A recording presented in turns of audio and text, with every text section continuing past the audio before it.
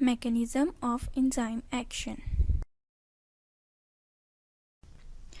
Enzymes की activity को समझाने के लिए दो मॉडल्स पेश किए गए हैं। पहला मॉडल लॉक एंड की मॉडल और दूसरा इंड्यूस्ड फीड मॉडल कहलाता है।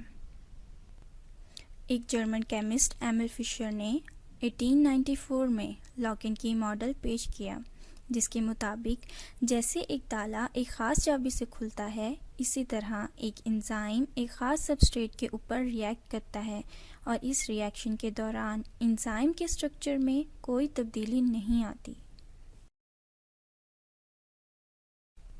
जैसा कि इस एनिमेशन में आप देख सकते हैं कि जब एक स्पेसिफिक सबस्ट्रेट अपने स्पेसिफिक एंजाइम के साथ रिएक्ट करने के लिए उसकी एक्टिव साइट्स पे अटैच होता है, तो एंजाइम की एक्टिव साइट्स में कोई तब्दीली नहीं आ रही और सबस्ट्रेट प्रोडक्ट में चेंज हो रहा है।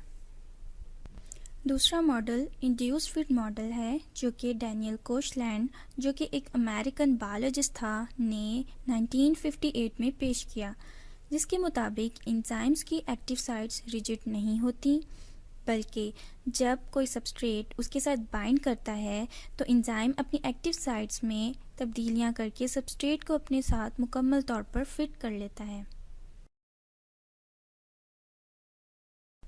जैसा कि आप देख रहे हैं कि जैसे ही सबस्ट्रेट अपने एंजाइम के साथ अटैच हुआ तो उसकी एक्टिव साइट्स खुद ब खुद तब्दील होकर सबस्ट्रेट के साथ जुड़ गईं। अब हम उन अवामिल पर नज़र डालते हैं जो एंजाइम्स की एक्टिविटी के ऊपर असरअंदाज होते हैं।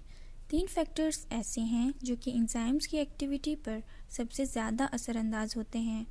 पहला फैक्टर टेम्परेचर है, दूसरा सबस्ट्रेट कंसंट्रेशन और तीसरा पीएच है। सबसे पहले हम देखते हैं कि टेम्परेचर एंजाइमेटिक रिएक्शन पर किस तरह असरअंदाज होता है। एक ख़ास हद तक टेम्परेचर बढ़ाने से एंजाइमेटिक रिएक्शन की रफ्तार बढ़ जाती है, क्योंकि हीट उस रिएक्शन के लिए दरकार काइनेटिक एनर्जी और एक्टिवेशन एनर्जी फराहम करती है। हर एंजाइम एक ख़ास टेम्परेचर पर सबसे ज़्यादा रफ्तार से काम करता है। इस टेम्परेचर को ऑप्टिमम टेम्परेचर कहते हैं। जैसा कि इंसानी जिस्म में पाए जाने वाले एंजाइम्स 37 डिग्री सेंटीग्रेड पर सबसे ज़्यादा काम करते हैं, यानी ये इनका ऑप्टिमम टेम्परेचर है।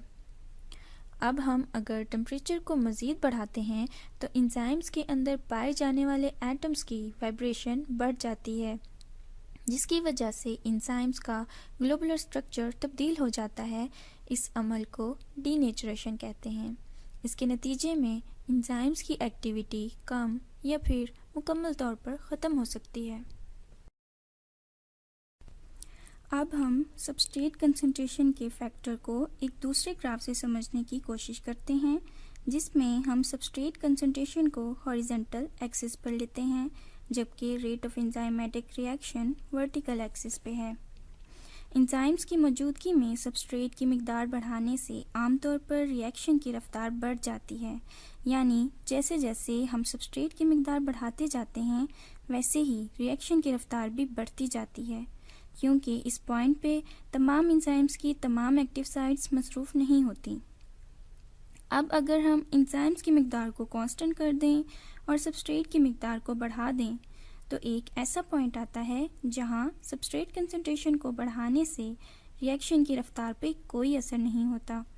ये वो पॉइंट होता है जहां पे तमाम एंजाइम्स की तमाम एक्टिव साइट्स मसरूफ़ होती हैं और किसी सबस्ट्रेट को एंजाइम के साथ बाइंड करने के लिए कोई एक्टिव साइट दस्तयाब नहीं होती। इस हालत को सैचुरेशन ऑफ एक्टिव साइट्स कहते हैं, जहां पे रेट ऑफ रिएक्शन कांस्टेंट हो जाता है। तीसरा फैक्टर पीएच है। इसको हम ग्राफ से समझते हैं, जो कि पीएच और रेट ऑफ एंजाइमेटिक रिएक्शन के दरमियान है। हर एंजाइम एक ख़ास पीएच पर सबसे ज़्यादा एक्टिविटी शो करता है, जो कि ऑप्टिमम पीएच कहलाती है। इससे कम या ज़्यादा पीएच पे एंजाइम्स की एक्टिविटी कम या फिर मुकम्मल तौर पर ख़त्म हो सकती है।